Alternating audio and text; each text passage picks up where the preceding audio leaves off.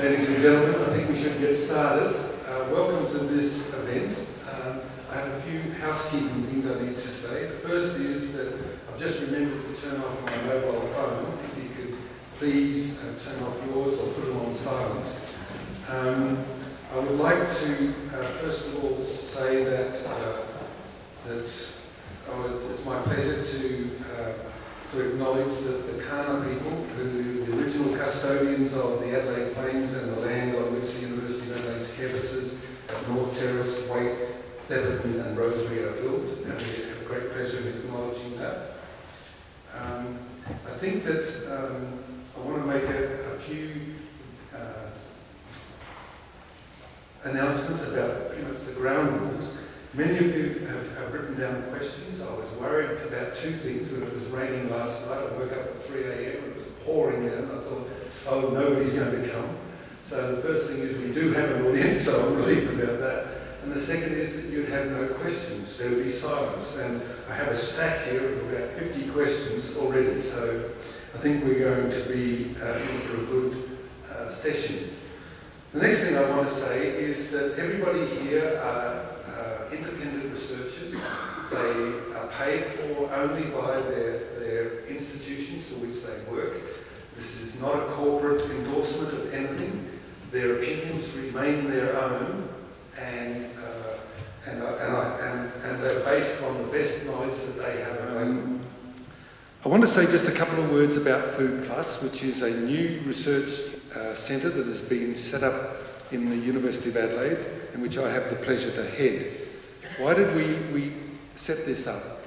Well, the university gave us funding to help set it up because we were part of the School of Agriculture, Food and Wine. The agriculture was going gangbusters and the wine part was going fantastically well, but there wasn't a lot of activity about food. I came out of the area of human nutrition, and I'd spent the last 30 years working in the hospital system as a human nutritionist. And it seemed to me that the agriculturists weren't talking to the clinicians weren't talking to them. And we needed to recognise that agriculture was producing crops, not just for the commodity market, but in fact, they were the food that we ate, and that it was better to get our food right if we could at the very grassroots level. We're facing a strange situation in Australia where we have recently mandated that all flour used for bread making has to be fortified with folate and iodine. And it's said that this is because we are facing deficiencies in both these compounds.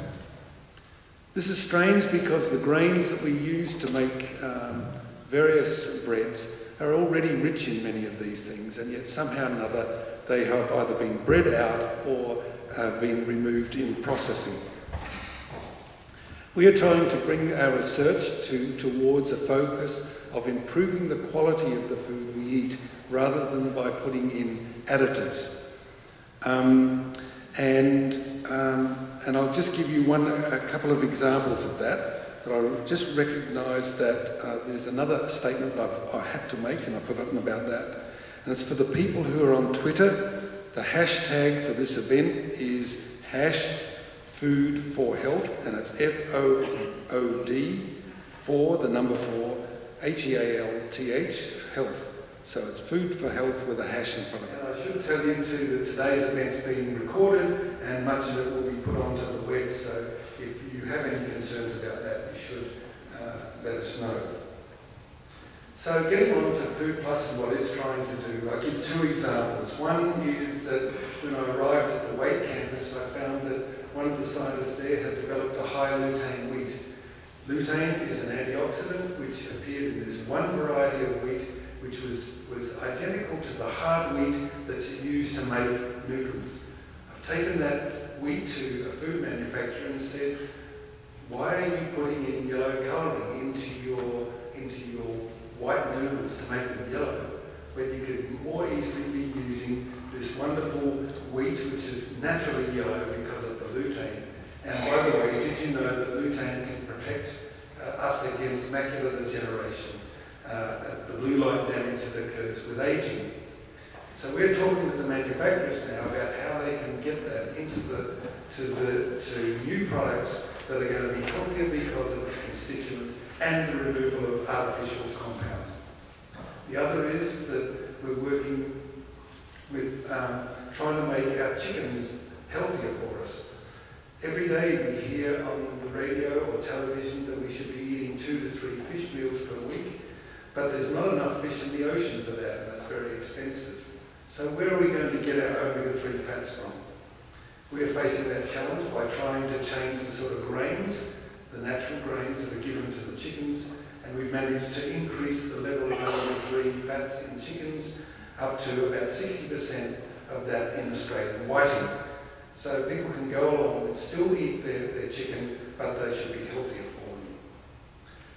So I'd now like to say that's our image, that's our goal, is to try and bring change into the food supply in a natural way so that we can not have to put in supplements and that individuals don't have to take supplements. So right now I'd just like to introduce some of the panel, and they are some of the most prestigious scientists in the world. And the first one on my left is Peter Agate. Peter, could you just say a few words about yourself, please?